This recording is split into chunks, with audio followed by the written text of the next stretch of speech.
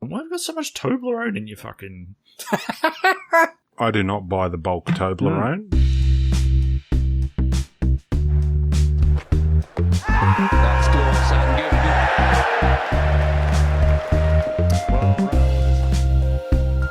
There we are. Now that looks steady, Greggy, steady. I don't think I could bat with that going on down there.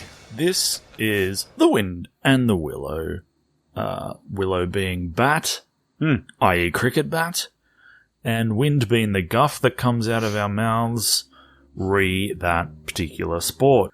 And I don't know what's worse, the guff that we talk or the kind of guff that wafted out of Optus Stadium. That was a lot of guff. Very, very, very odd test match. You know, I cleared my Sunday. Cleared my Sunday to watch some cricket. They cleared their Sunday as well. Yeah, little did we know they were doing the same. First of all, my name's Stu, and I'm joined there by Ben. Hello. Also known as the Wizard. Went and played a bit of cricket in England for half a year. Or a bit longer. Yeah, about that. Yeah. And there's Matt. Hello, Matt. Hi. I didn't have a nickname in England. You didn't? No. No. That you know as of. far as you know. So let's go back to the beginning, okay? Let's go way back to when the Aussie side was picked for this test. What did you think? Were you happy with the side going in? Any thoughts on the English squad and how they decided to line up? Well, I have a thought. Ollie Pope was a bit of a surprise. Yeah. Okay. And look, I think as sad as it was to see Webster on the sidelines, that was probably the right side to pick. Right. On Friday at 1 o'clock, that was the side that they needed to pick. Yeah. Sorry. And I don't really know. It would have looked really weird if Marnus was opening the batting, Cam Green was batting at 3, and Webster was batting at 6. It would have been just a bit odd. Yeah. But yeah, I was comfortable. I was comfortable with the side that we'd picked. I was also comfortable. There was obviously a lot of call for Webster to be in there because of his great bowling figures in the Shield beforehand. But I just his batting has been a bit lean. I think if he'd made a score or two in the Shield games, then the argument for him being in there would have been much stronger. Maybe Weatherald might have had to wait. But you kind of don't need 6 frontline bowlers. And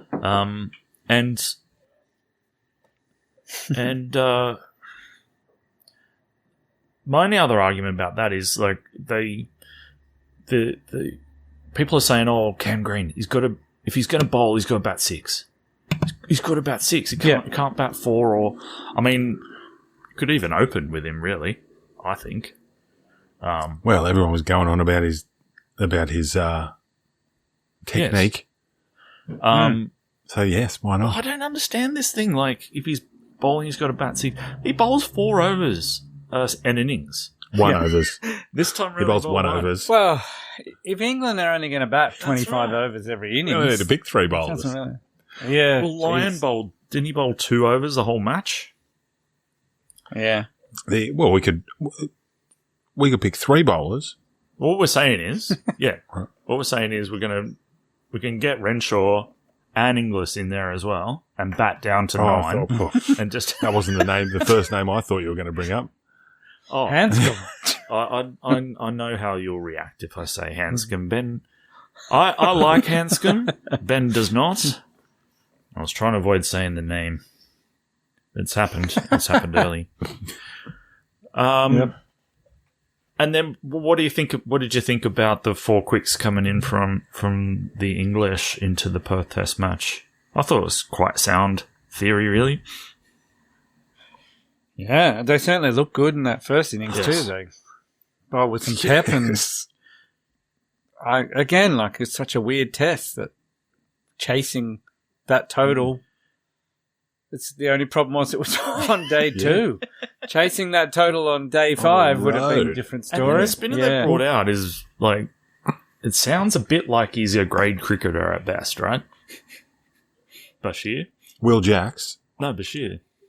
Oh, Bashir. Well, both of them. Great cricketers. When was the last time England had a spinner that we feared? Did we fear Swan? I don't think so. Oh, I think... I mean, he was good, but there was a period there where he was probably... Well, he was easy. I think he's easily been their best spinner, their most attacking spinner. Their most... Yeah, their wicket-taking spinner. I don't remember another one prior to that. What about the general knowledge man, Monty Panesar? Yeah. The geography master. I'm just not sure. I'm just not sure he took enough wickets against Australia for him to actually be a wicket-taking threat. Fair enough. It makes sense. Joe Root maybe is the answer to that then. Yeah, maybe. Have you? I don't know. I think it's hard for any spinner to come to Australia and Now, get wickets. I think I already know the answer to this question, but when was the last time you saw such a huge difference between a bowling attack in a first innings and a bowling attack in a second innings? Yeah, well, I mean, let's put a bit of framework around this. So, 2-day test. Obviously, let me get these scores up here. Talk amongst yourself for a second there. Not many we got left. They got a bit. We got heaps. We got them easy. Yeah, we would have got 1,000. So 172 first innings from England in 32.5 overs. Starkey with the 7-for, of course. Lucky, because bowl fruit. Mm-hmm. He just fruited on. No one picked that. Yeah, that was in the first innings. That was upsetting. It wasn't a contingency that I'd planned for, even slightly in my head. And then Doggett bowled short. There's a whole heap of short stuff. Yes. Wow. So Harry Brook top score with 52 in that innings. Strike rates through the roof, as you might expect. And then Australia, they got 132 in 45 overs. So we didn't get even a one-day game in the first innings of the dealio. Who's top scored? Bloody Alex Carey top scored with 26. Wow. Not great. No, not great. Ben Stokes with a fifer there. Also not great. His wickets were... his wicket balls were not wicket balls, is what you're saying, I think, isn't it? No. Yes, because, Well, all right. Before we move on, that first innings, we know how England's going to play. They declare it loud and proud. Yeah. What was up with the Australian batting? Oh, I think the no Uzi opening the batting sent an absolute, they just went into chaos. Yeah. I think that's England's method, though, right? Is if they play this pace, that's what the other teams tend to do. You sort of panic and have a little freak out, and then they get all out for 130. Is it panic, or is it a case of trying to best them at their own game? Like it's a challenge that the opposition probably want to rise to. Yeah, just the pace of the game sort of freaks people out. Okay. But Uzi's blunder didn't choose Travis's head shot for him. No. Or Alex Carey's. Or Stark's. Yeah. Or Stark's, yep. Yeah, Stark's. So, yes, it was very disruptive. Very mixed reports about whether he was having a spasmy back or bowel problems. Yeah. Either way, Stephen Smith was very clearly confused about why he was off for so long and trying to get him to hurry back. thoughts on that? I mean, it's hard to know without knowing for sure, but there's a whiff of unprofessionalism about it. What do you think? Yes. Well, if he's got a bad back, he probably had a bad back beforehand. Yeah. And then he's got a bad back, and he's like, I'm old. This is hard to recover from. Yeah. He's old. He should be travelling with his own pillow.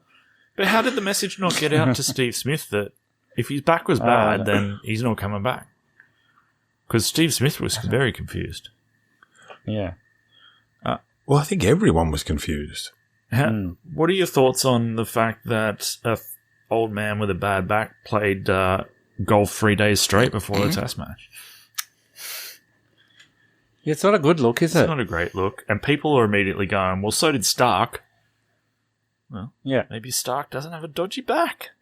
Yeah, that's right. He then bowled and got 75, so there's proof in the pudding there. Correct. He can play as much golf as he wants. Also, he played the day before. I'm not hearing that he played 3 days straight, which is obviously, something we'd like to do. What did he hit, though? That's what we need to know. Like, how did he hit him?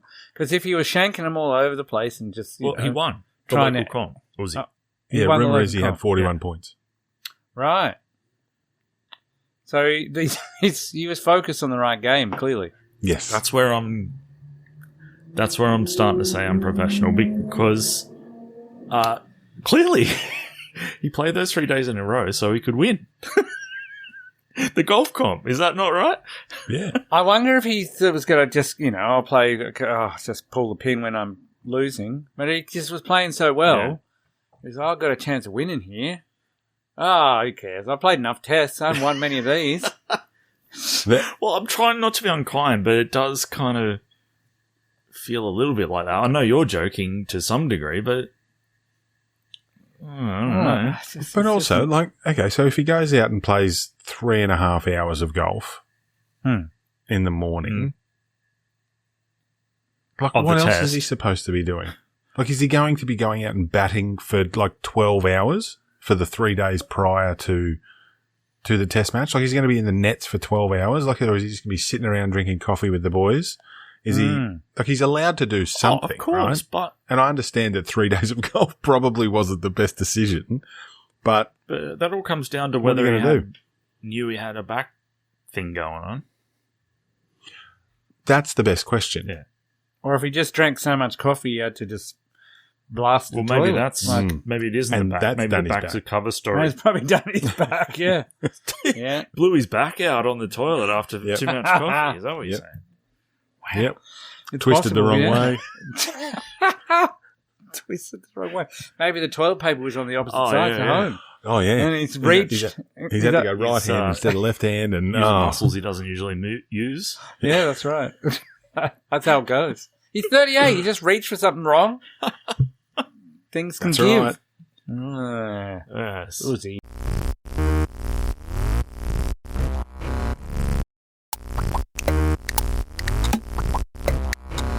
All right. So, then, England's second innings. Wonderful. A wonderful display. 164 all out in 34 overs. Yep.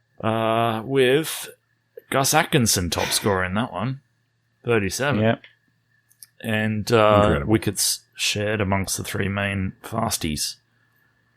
And Scott Boland looked... Yeah. Boland remembered again. how to bowl. Yeah, Boland on. Yeah. They just really dumb. Sure, the first innings, you're just trying to see what happens, but that second innings, you were just watching it live. It's like, just two of you just dig in. Time to dig in. Nope, that's the wrong shot. Oh, cover. Oh, yep, we're going to try and play a cover drive on the up. Yeah, expensive just cover drive. Away. That's right. Is it the case that the one bloke who they hope will dig in is Joe Root, who got zilch and eight? Got a good ball in the first dig. You got to have more than one batter who can dig in. I mean, that's controversial. I sound like an old man saying these things, but you need at least two batsmen who can bat for a long period of time when it gets difficult. But they've picked a side of people who don't do that.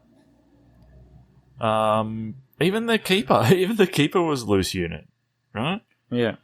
Yeah. But I've seen Stokes do it. Like, Stokes has played enough Test cricket to know when to go hard and when to just dig in, but they just didn't. They had no rhythm at all with their batting in both innings. It was like, all right, we're not changing it the way I play. It's just really stupid. Have a plan, but like you got to be able to change it. No, all of the talk, and I know we'd already spoken about how much build-up there was prior to this game, but all of the talk from the English pundits was about how if they did not change their game and start to play, either leave stuff outside off stump or actually use a cross bat to play stuff outside off stump, then they're just going to nick off. Yeah. And that's exactly what they did throughout the entire test match, was try and play stuff on the up, outside off, and nick off. And so I didn't get it. I got it. They were just stupid. Which, thankfully so. But when they were 1 for 60 and, they were, effectively one down with a lead of 104, that's when it became clear, like, the pitch is settling down nicely. They could get a big... Oh, no, they're all out. But you said... And then we're going to bat and be like, all right, we'll just score. You said stupid, but is it stupid or just stubbornness? We're going to play this way no matter what. I think that's probably both. I think the stubbornness is the stupid. Yes. Like this, why are you being stubborn? Test cricket, it's not built for like stubbornness. It comes from not getting out. That's the stubbornness. They did the reverse stubbornness. We're going to get out. We don't care. That's it. We're going to be it just doesn't make sense. That's a special kind of stubborn when you're in the box seat to win. Yeah. And you pay no never mind to that and just keep thrashing for no particular reason. Yeah. And speaking of, who wants to describe the Australia's second innings for me? Well, that's the thing that's hard to argue with England's ideas because Travis Head played the worst range of Test cricket shots I've ever seen.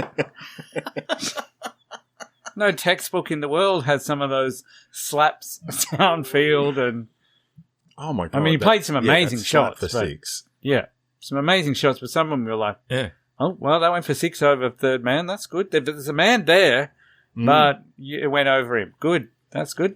Yeah, the flick off wood that went basically over Carter's head, about 3 foot over Carter's head. Yeah. Oh, God. I have been listening to way too many cricket podcasts lately, and so I'm just... today, I've just listened to quite a few hours of non-stop Head glaze fest. Fair enough, too. But, I mean, to be honest, a lot of the commentary around it has not been about how silly some of the shots were. It's all been just about, how good is it? How brave was it? How brave was it? Yes. It's a fine line between clever and stupid. There's no doubt about it. And it's 123 runs long. Yeah. Having said that, he played a pull shot which made the best sound. Just the best sound. He was probably on 108 or something like that, but I played that back about 10 times, just the sound of it. He also played a cover drive off Stokes. And nothing had been going to four through the covers and through the offside. And that clattered into the Toblerone. So Australia needed to get 205. And they did it with only 2 wickets down. Yep. With 3 days and 3 days left in the test match. Ironically, plenty of time for Uzi to play golf after the match if he wanted to. Yeah, he's probably playing 3 days again. Hasn't the vitriol started around Uzi getting dropped? Yeah, well, I was going to ask some questions now. Well, it's a question of it being dropped, isn't it? The dropped thing is dropped. It's not like you're crap, you're out. He was pretty good. What if we over with him? Yeah. Yep. Well, the thing is, if he is legitimate... Sorry, can I just... We talked a lot about Travis Head and Usman Khawaja, but I wanted to ask Wigo, what did you think of Weatherall? That was going to be my next one. Right. But we can go there now. So, obviously, got a cracker in the first innings. And being nervous and weirdly crouchy at the crease, and then fell over himself. Very low. Well, I think he was like, all right, Archer's ball, I've got to get there as quickly. Oh, I fell over. I'm out. I'm out. Yeah, so what do you think? What do you think innings 2? Yeah. Oh, I'm impressed. I think he can be a test opener. I think that a big part of it was who he was batting with, I feel like, because they've known each other for years. Yeah. Do you think And that's I think why there was Travis put his hand up? I think it would probably have I think he put his hand up and also said, I'm going to face Yeah. to take a bit of that pressure off Weatherald as, you know, well, as a senior person in the side, but also as a mate. As a mate, and also as a consequence of, like, Weatherald getting the shit end of the stick in first innings. Yeah. Yep. And I thought he was really good. He played a couple of really nice, like a really nice pull shot and seemed pretty solid and, like, didn't look out of place. I didn't see... No, and he's played smart. He played that guy scoring lots of runs quickly. I didn't end up seeing his nudge wicket it around ball. and Was it... What was it? off his head. It was off his head? It was weird. It didn't get up. Like, he went He to hit pull the it. ball into his head. Oh, right. And it went to cover. Yeah. Okay. I haven't seen that for a while.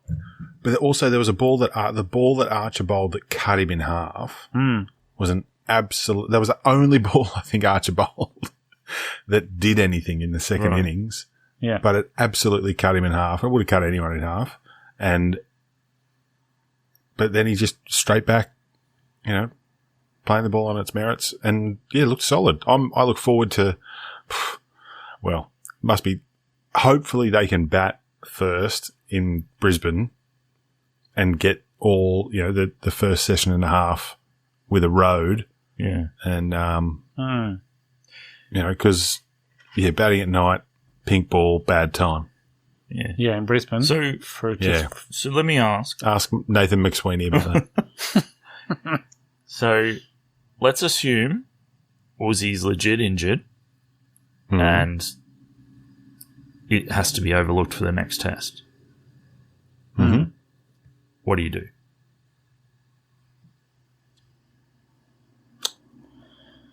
Well, I have an answer. You go then, Mr. Wiggins. It's in Brisbane. Yeah. Is that Yeah, Renshaw? I think you pick Renshaw. Yeah, I think you pick Renshaw. I think Travis Head opening the batting was specific to that moment. I don't think they'll pick him as an opener. I think if it'll be Usman and Weatherald and Trav will be at 5 unless Uzi's injured and then they'll pull out. Then I reckon they'll pick, they will not pick Mitch Marsh. That's crazy. No, they're not doing that. Well, if they were going to, it would have been for Perth, surely. Anyway. And God knows if anyone thinks that a New South Welshman's going to get picked in the test side in the next 3 years, they are mad. Apart from Steve Smith. Well, apart from the incumbents, Yeah. I'm not exactly sure where New South Wales' runs are ever going to come from ever again. I thought No, I don't Patterson know either. might have been in and around the conversation, though. I know he's, in his 30s, but that seems to be when people are picked. Yeah. You can pick them early, then they get found out and broken. Go away for 6 years. And then they come back. It's a Damien Martin philosophy. Well, that would be the Renshaw if he gets picked too. Yeah. Oh, that'd be good. Which means we go only 3 years until Hanscom comes back.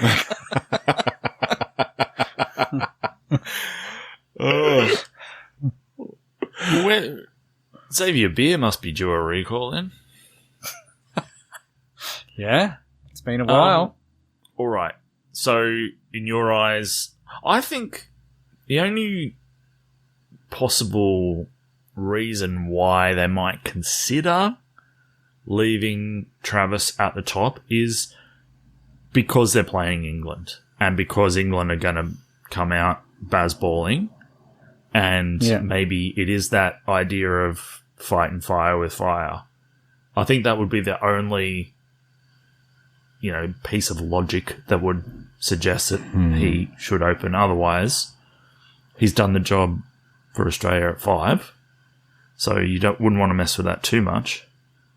What happens? Who do we pick at 5? Yeah, that's the problem, isn't it? If you open with him and then you've got to put someone at 5. Inglis? Or could you open with Inglis just as a bat? I wouldn't. Maybe Inglis at 5. I wouldn't open with him. Who'd be a selector, eh? Now, were you happy enough with Doggett for him to get another, to run in the next couple of tests, or see how he goes in Brisbane? I'm very much looking forward to seeing him with a pink ball at night, bowling some outswingers at pitching it up a little. Clicks. Yeah. Maybe pitching that him would up. be nice. Nisa filthy, of course. Oh. When Abbott went down, he must have gone, hello, here I come.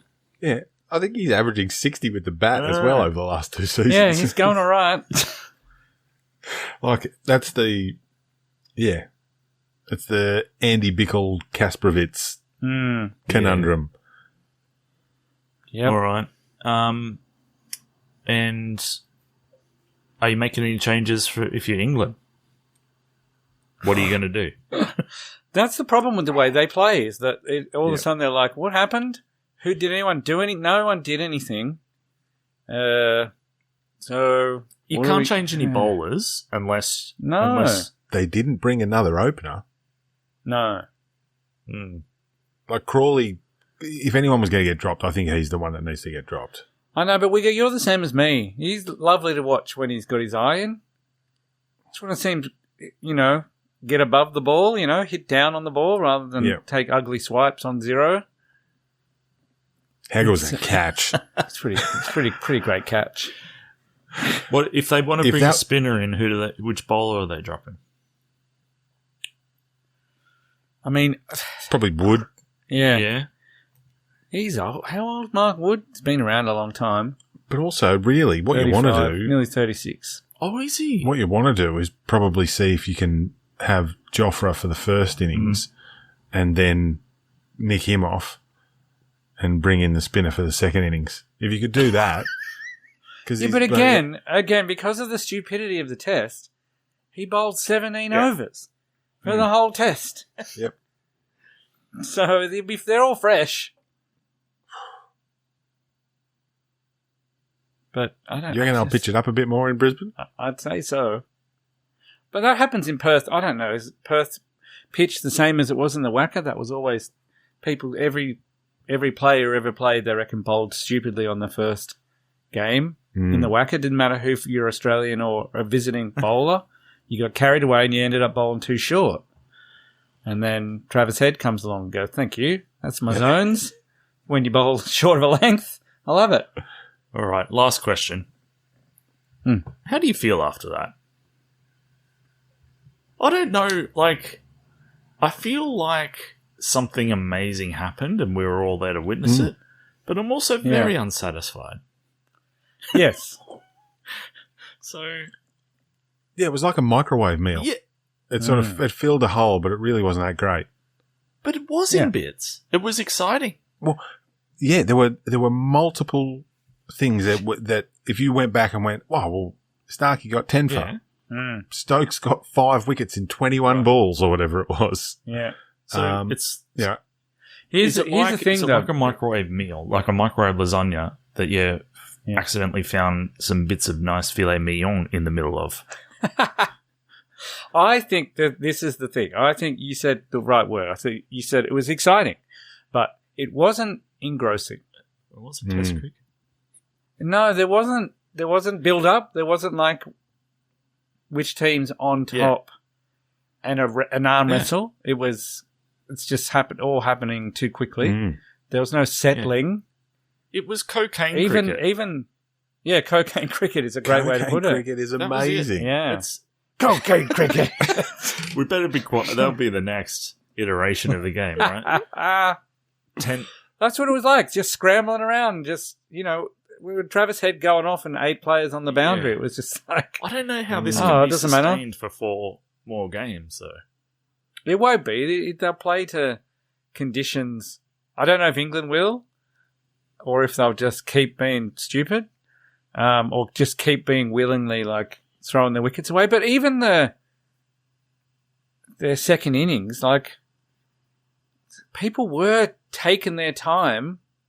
Again, when Duckett and Ollie Pope were batting, they weren't flogging it everywhere. They were scoring maybe 4 and over. They batted, both of them batted for like an hour and a half, taking their time and hitting the bad balls. But then once they get out, it's just the follow-on of like Root, Brooke, Stokes, Smith scored 25 runs between them, just playing terrible shots. You just lose all those wickets quickly. You're like, well, that maybe the problem is that Australia haven't come up with a name to call their style of play that justifies bad shots. Yes. They need, well, I think cocaine really works well. I think they can hold on to that. You know, some of the footage of Trav. You know, after the game. After the game. You know, I'm, not even allegedly. Like, just, it's the biggest lie, like, the biggest reach ever. But, you know, that mustache and those sunnies. Yeah. What a time. With his bum bag, just hanging out. Hanging out at the train station. Hanging out. Hanging out at the train station. With a Canadian club just sitting there. So, is there a world where Cricket Australia just refuses to invite England out anymore? Because it's too much of a financial risk.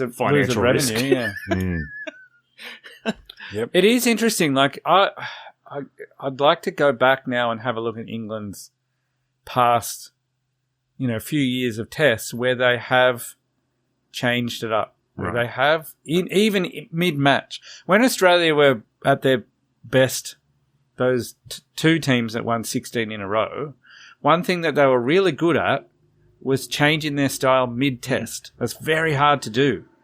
But they had the players that they'll go out and bat and then go, well, that sucked, get rolled. Yep. And then they had the bowlers to keep them in the game and then come out the second innings and change the way they played.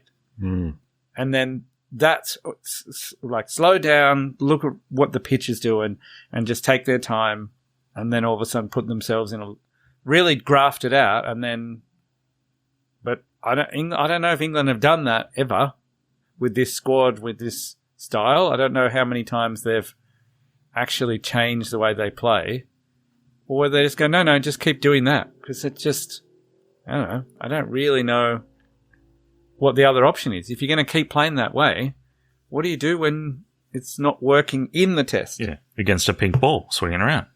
Swinging around, yeah. Just go, no, just keep doing it. It's good. All right. It's got a name. It's got a name. If it's got a name, we're sticking with it. That's right. And they talked a big game. We can't have had all this merch made. Yeah, we've got all this merch. All right. Well, I think that'll do us. All right. Very comprehensive. More questions than answers, probably. But that's what happens. Hey, that's a crazy game of cricket for you. It's a funny old It is, isn't it? Let's have a tee-hee about it for a moment. Also, Bryden Cass, he's getting some rhyme and slang his way, isn't he? Yep. Forever. I just love that. Always is he South African? There has to be one all the time. Yeah. A tattered South African. What? How? Did you say tattered as in tattooed? Yes. Or tattered as in... Oh, right. As in like beaten around the bush. Yeah, that's what I thought you were saying. What do you think you would... Well, both could be true. Yeah, both could be true. What do you think you would have sounded like when Root got out for the second time? Ah, dear, oh dear. Well, that's not going to help our chances at all. Yes. Oh, God. All right.